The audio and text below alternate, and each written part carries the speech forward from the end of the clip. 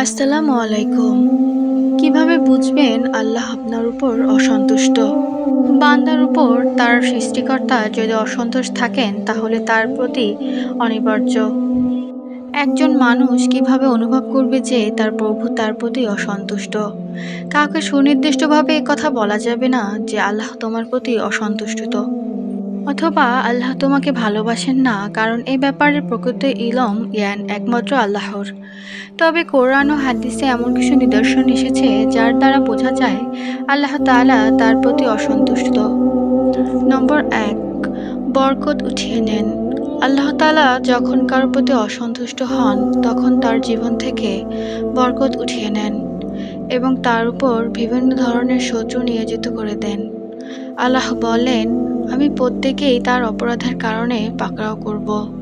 তাদের কারো প্রতি প্রেরণ করেছি প্রস্তরসহ প্রচণ্ড বাতাস, কাউকে পেয়েছে বজ্রপাত, কাউকে আমি বিলীন করেছি ভূগর্ভে এবং কাউকে করেছে নিমজ্জিত।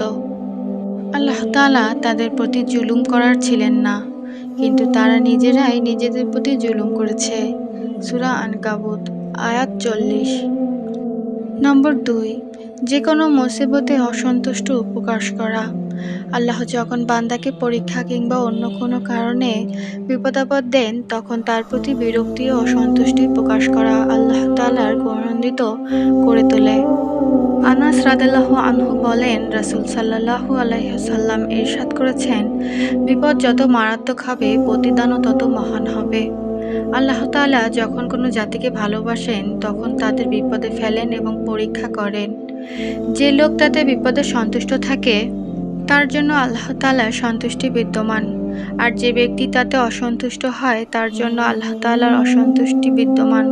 সুনানে তিরমিজি হাদিস নং 2396। নম্বর ৩, অহংকারী হওয়া, সত্যকে গোপন করা। অন্যকে ছোট করার মতো মানসিকতা থাকা, মানুষের মধ্যে প্রতিসিদ্ধি লাভ করার প্রচণ্ড আকাঙ্ক্ষা থাকা, যার ফলে সে ভালো কাজ করে লোক দেখানো ও খ্যাতি লাভের অর্জন করে। তার চাওয়া পাওয়া একমাত্র তার প্রবৃত্তিকে পূরণ করা। তার প্রবৃত্তি তার প্রভু হয়ে যায়। পরকাল থেকে সম্পূর্ণ থাকে সে উদাসীন। আল্লাহ তাআলা বলেন, নিঃসন্দেহে আল্লাহ তাদের গোপন ও প্রকাশ্য যাবতীয় বিষয়ে অবগত। নিশ্চয়ই তিনি অহংকারীদের পছন্দ করেন না।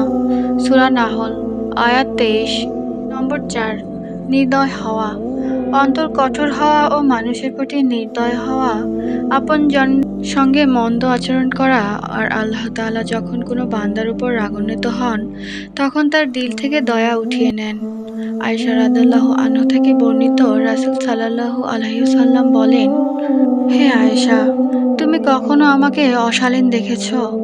কিয়ামতের দিন আল্লাহর কাছে মর্যাদার দিক দিয়ে মানুষের সবচেয়ে নিকৃষ্ট সেই ব্যক্তি যার অনিষ্টের কারণে মানুষ তাকে ত্যাগ করে।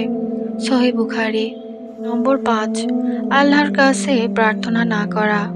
আল্লাহ তাআলা চান তার বান্দা তার কাছে যেন প্রার্থনা করে। আল্লাহ বলেন, আর তোমাদের রব বলেন, তোমরা আমাকে ডাকো, আমি তোমাদের ডাকে সাড়া দেব। নিশ্চয় যারা অহংকার বশে আমার ইবাদত থেকে বিমুখ থাকে তারা অচিরেই জাহান্নামে প্রবেশ করবে এবং লাঞ্ছিত হবে। সূরা মুমিন আয়াত ৬০। যদি তোমরা অস্বীকার করো তাহলে আল্লাহ তোমাদের থেকে বেপরোয়া। তিনি তার বান্দাদের কাফির হয়ে পড়া পছন্দ করেন না। পক্ষান্তরে যদি তোমরা কৃতজ্ঞ হও তবে তিনি তোমাদের জন্য তা পছন্দ করেন। সূরা জুমার